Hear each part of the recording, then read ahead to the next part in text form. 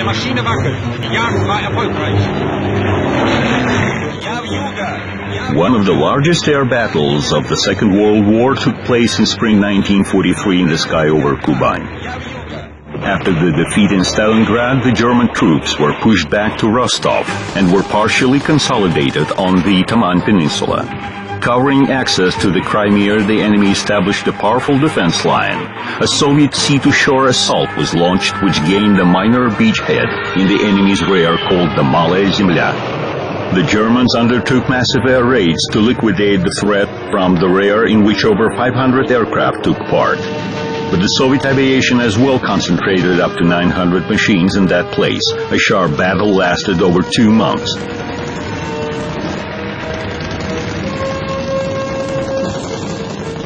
It was there that the breakthrough in the struggle for the air superiority commenced. The main role in the battle for Kuban was played by the Soviet fighters of the new generation. Fighters. The Stormy Years. Moscow, spring 1939. A big conference on aviation is held in Kremlin. The war in Spain has just ended, where the Soviet fighters fought against a new counterparty, the German Bf-109 fighter designed by Willy Messerschmitt. This high-speed monoplane, equipped with a liquid-cooled engine, had an excellent aerodynamics. Military experts were very impressed by this aircraft. In result of the conference, assignments were issued to several design groups to build new fighters. However, out of a dozen of experimental aircraft, only 3 machines went into mass production. The design bureau of Alexander Yakovlev spent less than a year to design E-26 aircraft. It was equipped with the M105 1100 horsepower engine. This liquid-cooled engine was developed by a group of Vladimir Klimov. It had a relatively small cross-section, providing the fighter with a lesser drag. In January 1940, test pilot Yulian Piankovsky took the aircraft into the air. The start of the factory tests were hopeful. However, 3 months later, the first flight prototype got into a wreck. Yulian Piankovsky died. Flights continued on 2 other prototypes, and soon E-26 was passed over for the state tests. However, before their completion, and in spite of numerous defects, it was decided to put the aircraft into mass production. Almost together with the Yakovlev's aircraft, E-301, a fighter designed by Semyon Lavochkin, Vladimir Gorbunov, and Mikhail Gudkov, was put on tests. E-301 was equipped with the same engine as the E-26. The so-called Delta wood, the pressed veneer saturated with phenol resins, was used in the aircraft construction. This material was heavier than wood, but had better strength, water resistance, and practically did not burn. In the end of March 1940, the dark cherry-polished and sparkling E-301, nicknamed by the airfield jokers a grand piano, made its first flight. The aircraft was taken off by test pilot Alexei Nikashin. In the same days, another new fighter went into flight tests. The E-200 altitude high-speed interceptor was designed by Artyom Mikoyan and Mikhail Gurevich. The fighter was equipped with AM-35A engine designed by Alexander Mikulin. This engine was aimed for long-range bombers and had huge power, and although it was rather heavy for a fighter, it managed to provide the designed altitude characteristics. The tests of the new aircraft were conducted by test pilot Arkady Yekatov. The sample fighter reached a speed of 650 kilometers per hour and became one of the fastest aircraft of that time. The practical ceiling of 12,000 meters was impressive as well. In comparison with E-153 and E-16 Polikarpov's fighters already in service in the Red Army, the new aircraft had maximum speed of 120-150 kilometers per hour more. This was reached thanks to more powerful engines and better aerodynamics. In August 1939, Germany and the USSR entered into a non-aggression pact. An agreement on economic cooperation was also signed, according to which Germany was supposed to supply samples of military technique to the Soviet Union. That's how in 1940 the brand new German aircraft appeared in the Soviet Union, with the Messerschmitt 109E among them. This aircraft underwent thorough analysis in the Scientific Institute of the Air Force. In result, a report was prepared in which it was outlined that the German fighter was significantly faster than E-16, but was in general 50 kilometers per hour slower than the new Soviet aircraft. The report emphasized technical perfection of the German fighter and that it was full of modern equipment and easy to control. Advantage of the German aircraft was that it was all made of metal. Due to lack of duraluminum, wood was used in the construction of the Soviet fighters, a more heavier material. But what to do? It was the only way to arrange mass production of the new machines. Serial production was performed in conditions of a tough time deficit. Factories could hardly keep up with the set plans, and hurriedness influenced the quality of the end product. Serial aircraft characteristics often did not reach the set project data.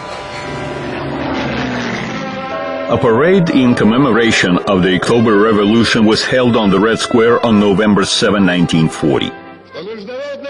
International situation is tense and fraught with any surprises. Germany military representatives are among the invited guests. E-16 fly over the Red Square. Audience already got used to them. All of a sudden, a group of 5 sharp-nosed fighters passes at full speed. They were the Yakovlev's E-26.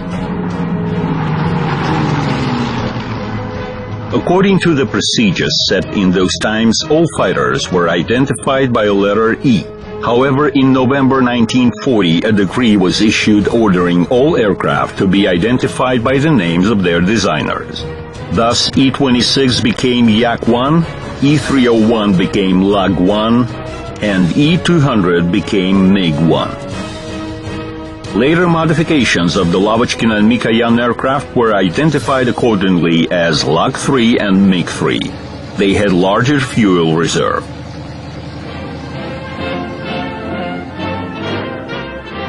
Each of the aircraft took its own niche in the sky. The light Yaks were more suitable for battles at low and middle altitude.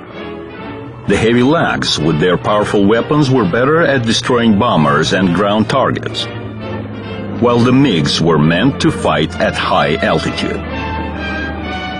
With the uncertainty of the nature of the future war, such mutual support of the aircraft combat features meant a lot.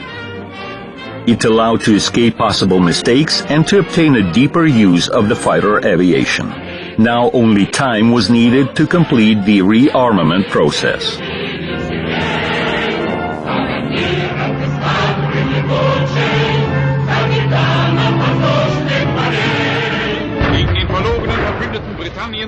Year 1941, the June issue of the Deutsche Wochenschau. The German documentary film shows the first day of war on the Eastern Front.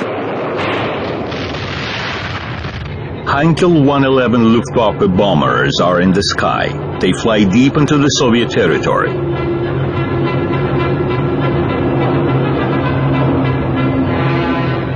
In those tragic days, the Soviet aviation suffered enormous losses.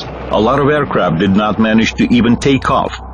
In the very first day of the war, the Soviet Air Force lost around 1,200 combat aircraft. In the western military districts, the better part of fuel depots and arms storages were destroyed, and troops management was disintegrated. The surviving fighters were undertaking sporadic attempts to cover their striking aircraft and intercept the enemy bombers. They had to carry out tasks not typical for the fighters attacking German ground troops, which masses were in the offense along each and every road.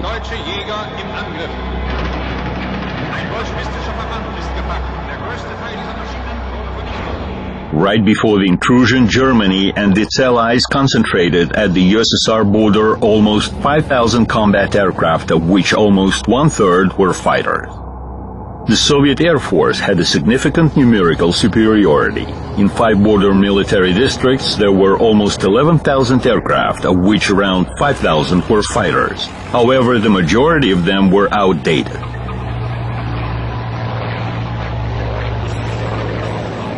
In spite of numerical superiority and intensive propaganda planting the idea of the Red Army's invincibility, officers and commanders feared to express any initiative in result of the wave of repressions that overwhelmed the country before the war. Besides, most of the Soviet pilots were poorly trained. Right before the war, the combat aircraft flight experience of an Air Force school cadet was reduced to only 15 hours, while a German cadet had no less than 80 flight hours. Air shooting and aerobatics were excluded from the Soviet cadet training program in order to reduce accidents. All this showed itself in the first months of the war. For instance, attacking a bomber, Soviet pilots would open fire at a distance and from an inconvenient angle. Absence of radio on most of the Soviet aircraft aggravated the hard situation even more. Luftwaffe completely dominated in the air. In some cases, the most experienced Russian pilots achieved success on the outdated E-16s. But in most of the cases, fighters were passive, deviating from direct confrontations with the enemy. E-16, with its weak armament and insufficient power-to-weight ratio, could hardly compete with Messerschmitt. Therefore, pilots had to conduct air battles at high speed using the E-16 better horizontal maneuverability. Sometimes a roundabout was used when aircraft were making a circle protecting one another.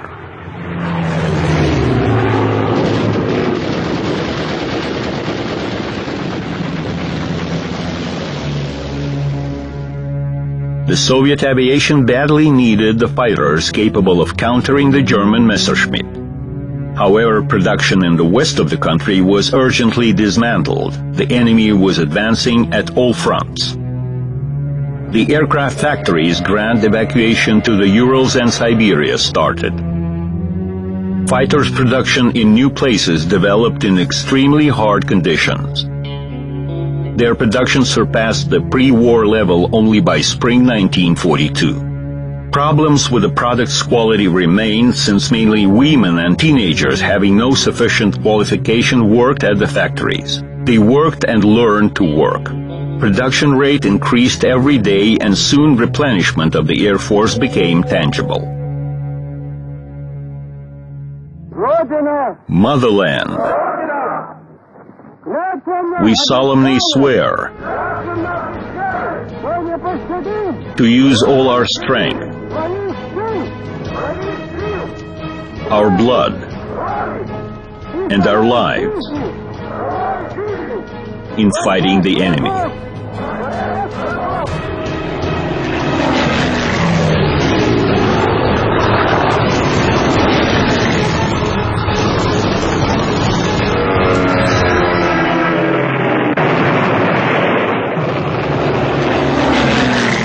Deutsche Kampfgeschwader starten zum ersten Luftangriff auf Moskau.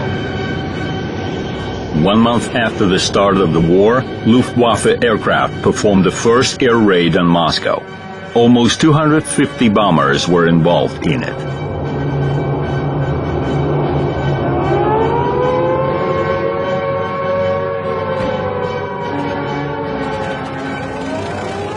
However, the Moscow air defense was so powerful and well organized that the November German raids were practically stopped. The new Soviet fighters played an important role in this confrontation.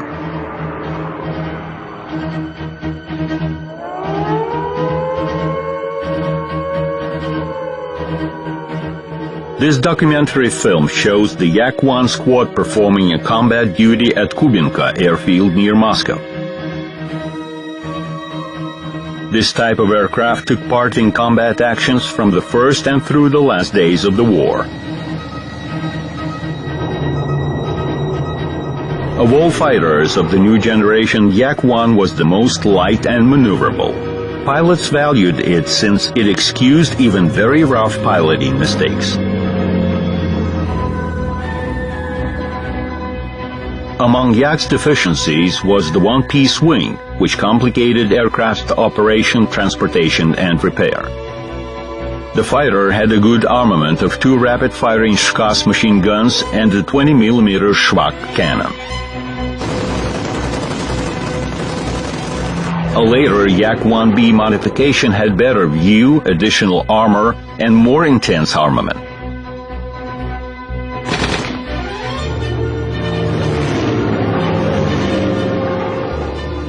The first series of this aircraft were equipped with 5 machine guns. The central was soon replaced with a cannon.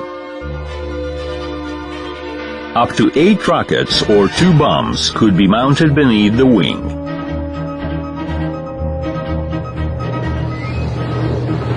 This fighter was most successfully used against bombers and at delivering ground attacks.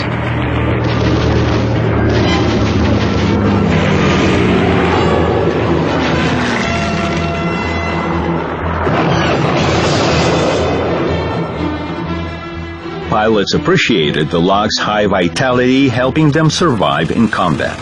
And still the aircraft was rather heavy in piloting and not enough maneuverable.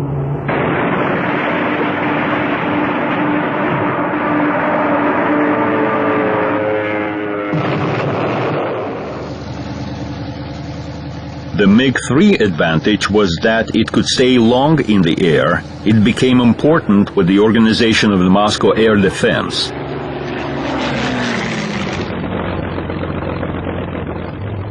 However, like with Yak-3, a substantial fuel reserve on board had negative impact on the aircraft maneuverability.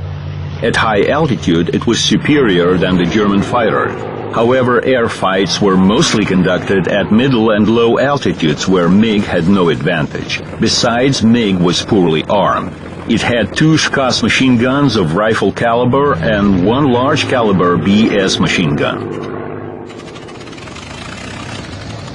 In the age of the Moscow battle, there was a huge deficit of the ground forces support aircraft, so even the high-altitude MiGs had to be involved.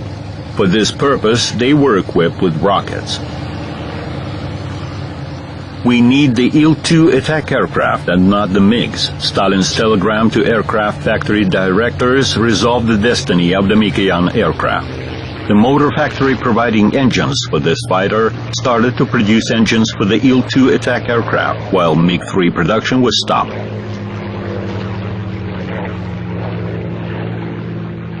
However, MiG-3 continued to stay in service until 1944 and left a noticeable track in the history of the Great Patriotic War.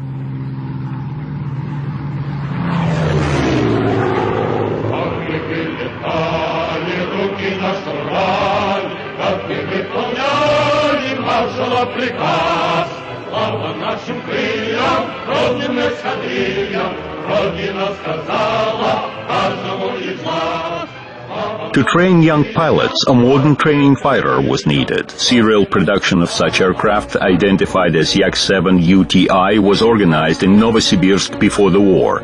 In the critical situation of 1941, an idea of turning this aircraft into a combat fighter was implemented. The aircraft was identified as Yak-7. The rear cockpit was preserved for transportation of technical staff and minor cargoes during air units relocation.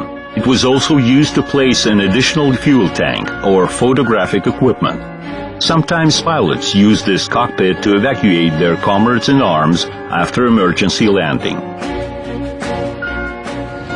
The most massive version of this fighter was the Yak-7B modification. Instead of the Shkas, it was equipped with a large caliber machine guns. Its per second weight of fire was by 1.5 times more than that of Yak-1.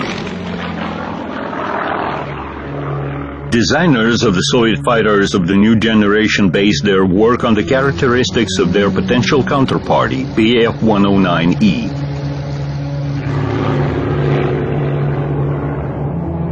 However, in reality, they had to confront a more developed version of Messerschmitt Bf-109F, or Frederick as it was called.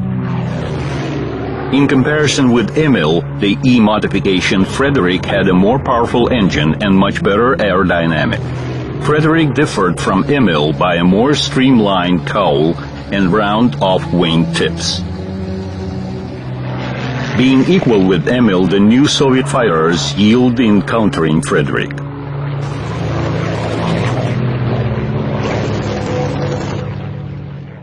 The tactics of protecting Moscow from the Luftwaffe bombers required the use of fighters which could barrage in the air for a long time. That's how the heavy two-engine PE-3 fighter designed by Vladimir Petlikov appeared. It was made on the basis of the PE-2 diving bomber in August 1941, just within 4 days. It should be pointed out that development of the two-engine fighters started before the war. They complied with the then-approved offensive doctrine, pursuant to which masses of bombers made the basis of the Red Army's air power. A long-range escort fighter was required for their protection, so the two-engine aircraft was most suitable for that purpose. Design bureaus of Polikarpov, Tairov, and Mikoyan were busy developing the escort fighter. These aircraft underwent tests already during the war. But reality changed priorities, and instead of advancing, we had to stay in defense, so the need for the escort fighters vanished by itself.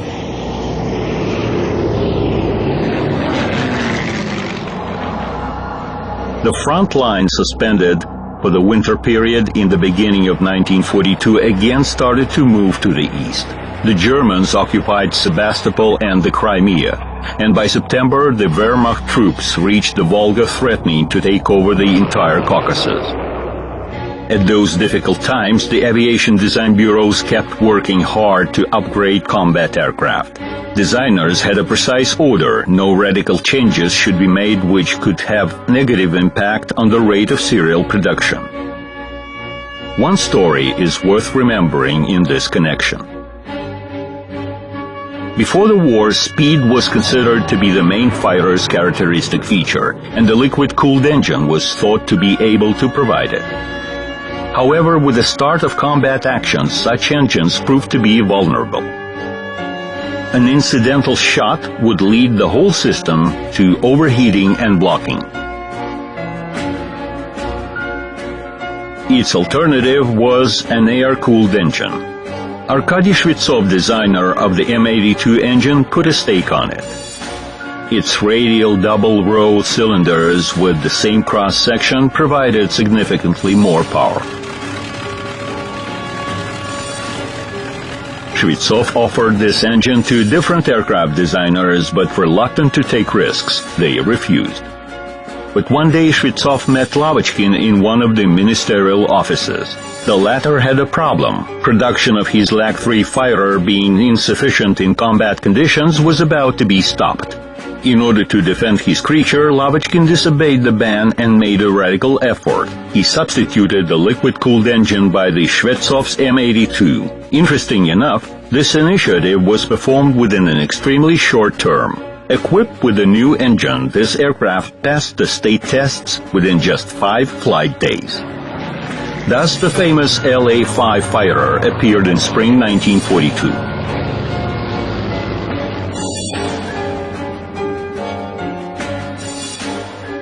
Thanks to the new engine, the power-to-weight ratio of the fighter was significantly increased. In order to improve maneuverability, the wing was equipped with automatic slats. LA-5 combined high horizontal speed, good rate of climb, and vertical maneuverability, which differed it significantly from Lag-3. The aircraft was equipped with 2 Schwach cannons. The air-cooled engine turned into a kind of a pilot's protection from shots within the forward view. Using this feature, the pilots bravely performed front attacks, dictating the enemy the combat tactics of their own.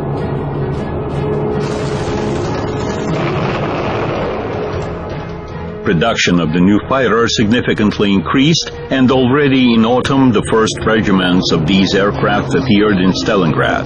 LA-5 was quickly appreciated by the combat pilots.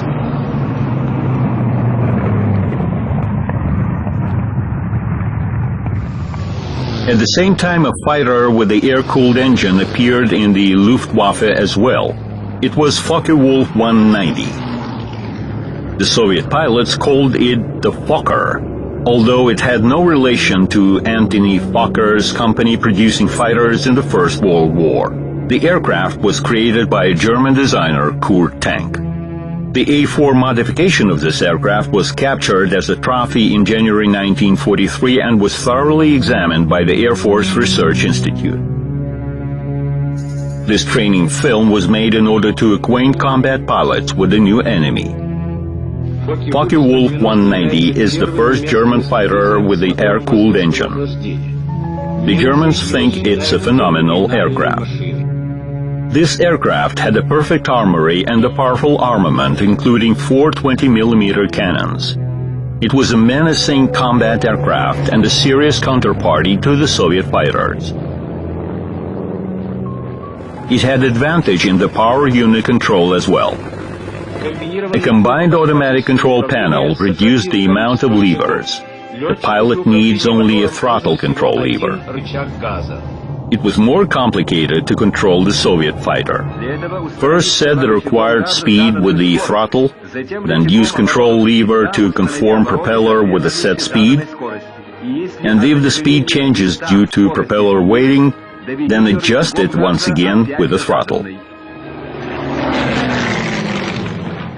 Both Yakovlev and Lavochkin were totally engaged in serial production. However, other designers whose aircraft were not put into production and who had enough time to create new fighters continued their work as well. Nikolai Polikarpov, for instance, was busy upgrading his E-185 fighter. The aircraft made its first flight before the war on January 11, 1941. In spring, it was equipped with the most powerful Soviet air-cooled engine designed by Shvetsov. It had 2,000 horsepower. These are the only snapshots where you can briefly see this perspective aircraft. To the right from Polikarpov is Pyotr Stefanovsky, the test pilot who conducted the state tests of the fighter in the end of 1942 in Novosibirsk. The aircraft showed excellent characteristics and was way much faster than any other fighter of that time. However, M71 engine was not put into production. Then Polikarpov designed the E-185 version with the M82 engine.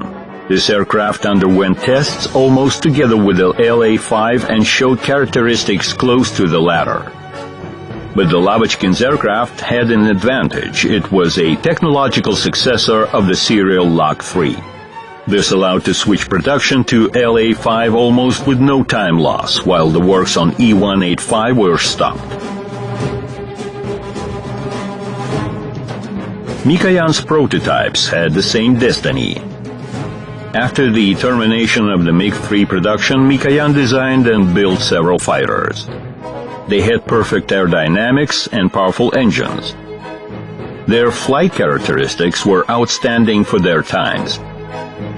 For instance, E-224 reached a ceiling of 14,000 meters, while E-225 reached a speed of 720 kilometers per hour. However, war was on its way. There was simply no time and resources for mastering new types of aircraft. In such circumstances, anyone would prefer a less perfect but ready for combat aircraft rather than a better but prospective fighter.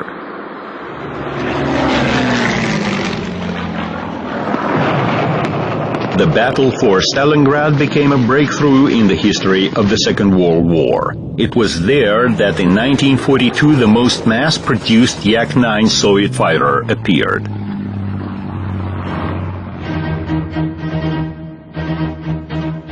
The aircraft was based upon Yak-7B. By that time, it became possible to change some of the wooden parts for the metal ones, which significantly reduced the construction weight.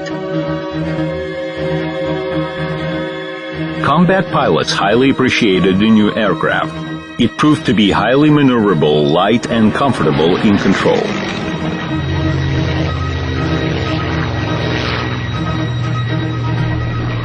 Its maximum speed at low and medium altitudes was higher than of Messerschmitt 109F, but inferior to the Gustav modification of the latter, which also appeared at Stalingrad for the first time.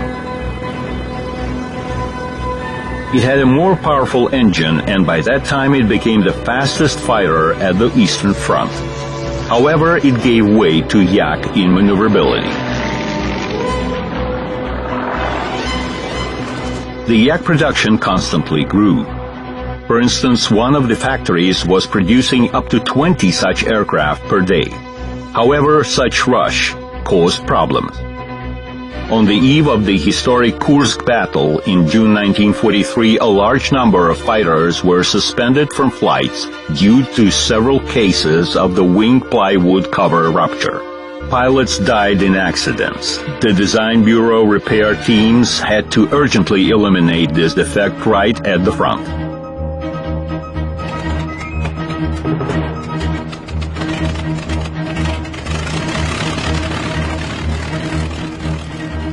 A turning point in the war started in spring 1943. The Soviet troops were seen more and more in the offensive. This general tendency found its reflection in the aviation. The Soviet troops were advancing to the west faster and faster. Ground services could hardly prepare airfields on the return territories. Therefore, there was a need for a fighter with a larger flight range. A modification of the Yak-9D with the enlarged fuel tank's capacity started to appear in the Air Force units in the first half of 1943.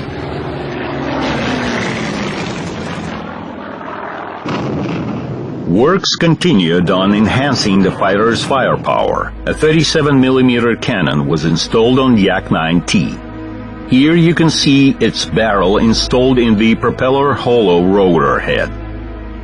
From a distance of half a mile, its projectiles were piercing 30mm tank armor. The letter T in the fighter's identification meant anti-tank. Combat introduction of Yak-9T produced a deep impression on the enemy and influenced certain air combat tactics.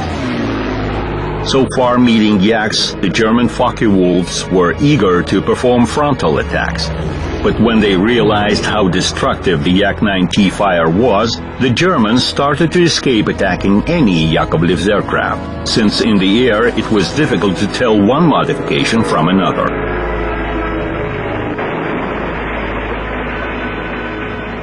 Yak-9K had even more powerful armament. It was armed with a 45mm cannon. Combat experience showed that one hit was quite enough to destroy any enemy's aircraft. However, due to unreliability of this cannon, the fighter was issued only in a limited version.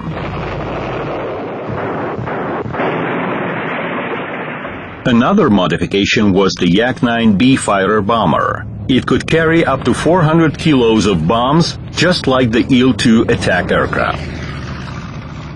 The bombs were placed inside the fuselage right after the pilot's cockpit, which changed neither the aerodynamics nor the speed characteristics of the aircraft.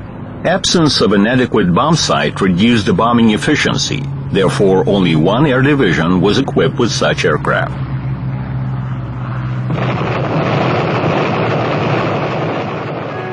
In 1944, aircraft factories started to produce Yak-9DD, the most long-range Soviet fighter of that time. Its fuel tanks contained so much fuel that the fighter's range increased up to 1,800 kilometers, which was twice as much as of the common Yak-9. Among the pilots, this modification was called the flying tank. In June 1944, the Soviet Yak-9 fighters were covering the Poltava aerodrome, where the Allied bombers made landing in their shuttle raids on the enemy's facilities.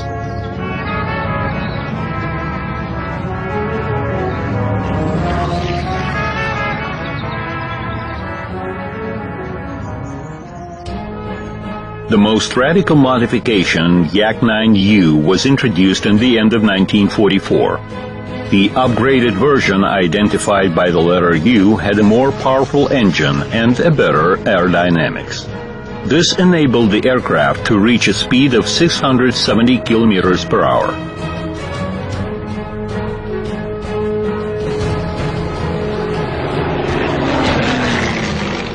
Yak-9 became the most mass-produced Soviet fighter.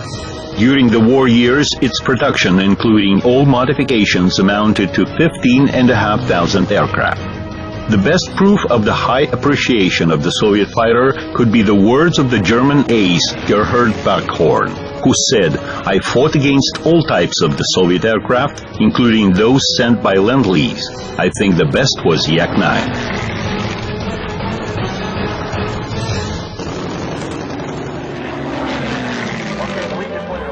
The German pilot mentioned the Lend-Lease aircraft. That was the name of the program upon which the Allies delivered the so much needed materials, hardware, and food to the USSR. Among other things, the Soviet Union received fighters. The first foreign aircraft entering the air battles on the Eastern Front far back in 1941 was the British Hurricane fighter. The Soviet pilots also flew the famous British Spitfire. The Red Army Air Force was also equipped with various modifications of the American P-40 fighter, the Tomahawk and Kiwi Hawk.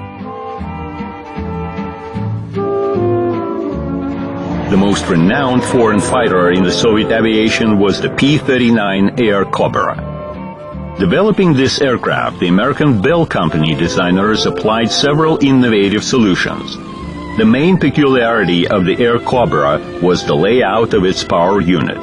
The engine was placed right after the pilot's cockpit. A master rod was going from the engine to the propeller. This allowed to put two large caliber machine guns and a 37mm cannon in the free front area of the fuselage. A perfect radio equipment was another advantage of this aircraft.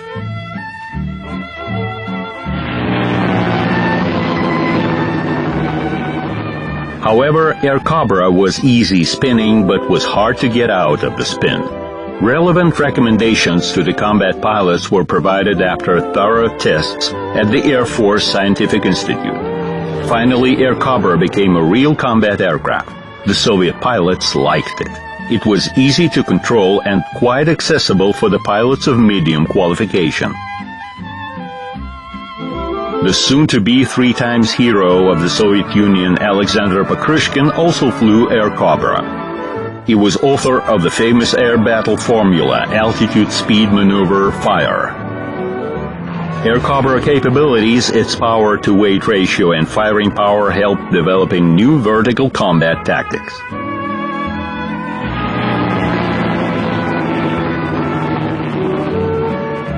Close to the end of the war, there appeared a more sophisticated Cobra family fighter, the P-63 King Cobra. It also served in the Soviet Air Force and remained in service long after the war.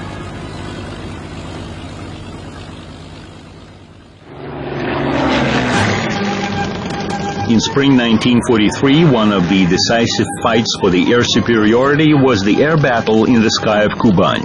Sometimes there were up to 40 air fights a day within a range of 30 kilometers involving up to 80 aircraft on each side. At that time, the enemy noticed the appearance of the new Soviet modification of LA-5 without the post-cabin fairing. It showed higher combat characteristics and proved itself equal with the German fighters. That was the LA-5F with a forced engine. A better view from the cockpit and availability of the front and back armored glass differed this aircraft from the previous modifications. In the sky of Kuban, the German aviation had the latest modifications of Messerschmitt and Focke-Wulf. But the Soviet aviation was no more confused and amateurish as it was 2 years ago.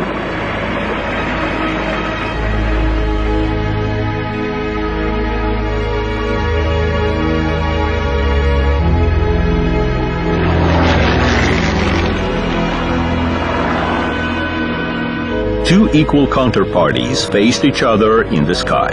In combat actions, the pilots operated their aircraft at full throttle, and there were huge stress loads upon themselves. In order to assess the pilot's ability to control air situations, several experiments were conducted on a specially prepared LA-5 fighter of the Flight Research Institute. These snapshots were made during one of those flights. In the cabin is Sergei Anokhin. Behind him, we can see accelerometers showing G-forces. 9G is almost the endpoint for the abilities of both the man and the aircraft.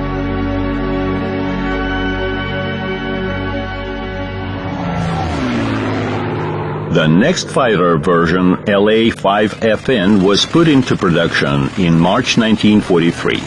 Scientists' recommendations on upgrading aerodynamics and thus increasing speed were implemented on this aircraft. The forced engine had direct fuel injection system. The mass use of this fighter started at the Kurskaya Duga battle, where Soviet pilots were opposed by the German Focke-Wulfs. Both aircraft already met in the airfights, and that's where the stakes were put on them. Tough battles showed that in spite of all its advantages, Focke-Wulf 190 was inferior of LA-5FN. The Soviet pilots noticed that it was easier to fight against a Focke-Wulf rather than against a Messerschmitt. The Germans knew that as well. Until the very end of the war, Messerschmitt 109 remained the main Luftwaffe fighter.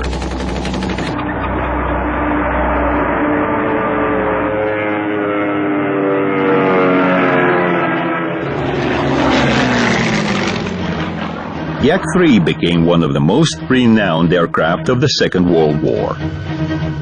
It joined the combat actions in the middle of 1944. This aircraft combined all the best of its predecessors and became the top of the Yakovlev's piston engine fighter's evolution.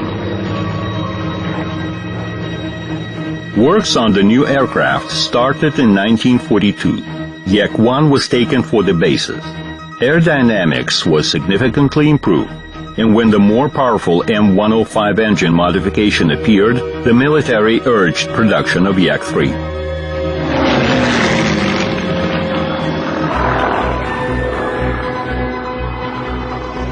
The aircraft had perfect controllability and was very easy to fly. It had no match in maneuverability. It would have been an excellent fighter if not for its relatively minor fuel capacity.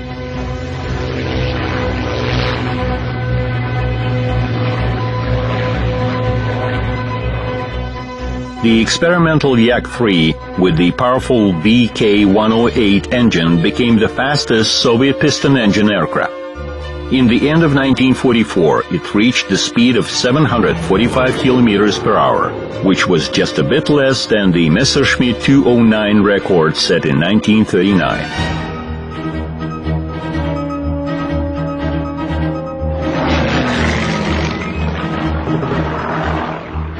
The French pilots of Normandy and Emmen flew Yak-3 in the last 10 months of the war. After the war, the Soviet government donated the fancied aircraft to the French pilots and they flew them back home. 40 fighters served in the French Air Force without a single accident until 1956. This Yak-3 is placed in the Paris Museum of Aviation as a symbol of the Soviet-French unity in fight against fascism. Together with the Yak-3 development, Air Force units started to receive LA-7, the most advanced Lavochkin fighter of the wartime. It represented a further development of the LA-5FN aircraft. Its perfection went in a traditional way: weight reduction, aerodynamics improvement, firepower enhancement. The aircraft was armed with 3 synchronized 20mm cannons. In comparison with the latest German fighters' modifications, LA-7 showed a better rate of climb. No matter at what altitude LA-7 would be flying, it was always ready to take position above the enemy.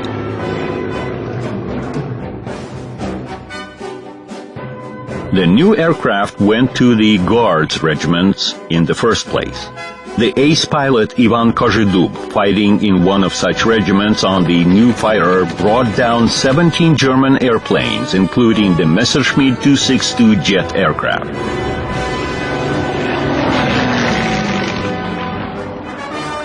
By the end of war, the aviation of the Soviet Army had suppressing air superiority. The Soviet pilots practiced the so-called free hunting, the tactics used by the Germans in the beginning of war, which predetermined results of the Luftwaffe aces.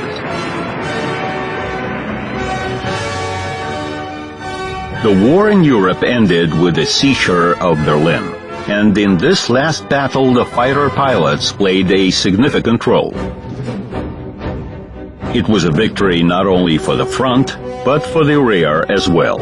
During the war times, the Soviet industry produced over 60,000 fighters.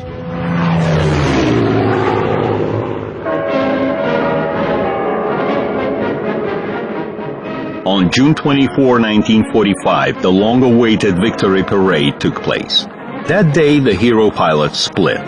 Some of them were waiting in the cabins of their aircraft for a takeoff order, but the order did not come. Due to bad weather, the air parade was not performed. The others, paying no attention to the rain, marched through the pavement of the Red Square. The country admired its hero.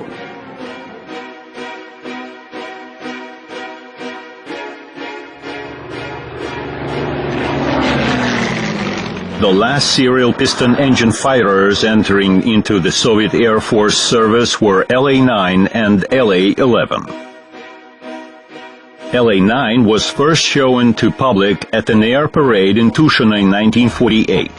Spectators were demonstrated group aerobatics on LA-9. The all-metal LA-9 possessed high characteristics thanks to improved aerodynamics. In the first place, this was achieved through the application of the wing laminar profiles, which reduced aerodynamic drag. The aircraft had an impressive armament of 4 23mm synchronized cannons. For the first time, the Soviet fighter obtained advanced radio navigation equipment, including the fixed-loop radio compass and the friend or foe identification equipment. LA-9 was accepted for service in 1947. At the same time, the first jet fighters started to appear in the aircraft units. However, they were not yet reliable, had minor flight range, and required good airfield. So when in the second half of the 40s the Arctic Ocean was turned into a confrontation arena between the former Allies, the piston engine Lavochkin fighters were brought into action. The shortest route for exchanging bomb attacks between the Soviet Union and the United States went through the Arctic Ocean. Development of ice aerodromes started there, from which heavy bombers were supposed to take off carrying nuclear charges against America. On the opposite side of the North Pole, Americans conducted the same activities. Therefore, fighters were also based on the ice aerodromes. Their main task was to protect those fields from air attacks and to intercept American bombers. LA-9 exactly suited this role. It only needed an extended flight range. That's how the LA-11 fighter appeared. It had a fuel capacity that could provide it with a range of 2,500 kilometers. It could perform a record-long stay in the air for 7 hours. And again up in the air, once again to the north. The Soviet combat aircraft keep an unbreakable front line. They approach the North Pole. The roaring engines wake up the sleeping polar desert.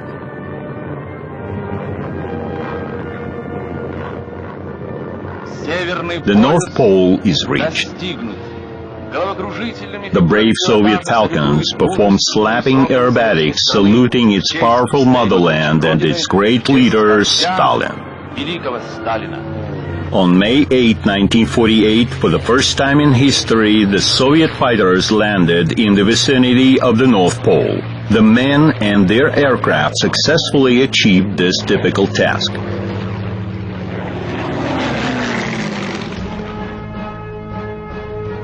In the years of war, the piston engine fighters reached the top of their perfection. The maximum speed of serial aircraft increased by an average of 100 kilometers per hour. But progress demanded to fly even faster. And now these piston engine beauties, having approached their speed limit, were inevitably supposed to give way to the new jet fighters capable of stepping beyond the limit. The era of jet aviation was about to start.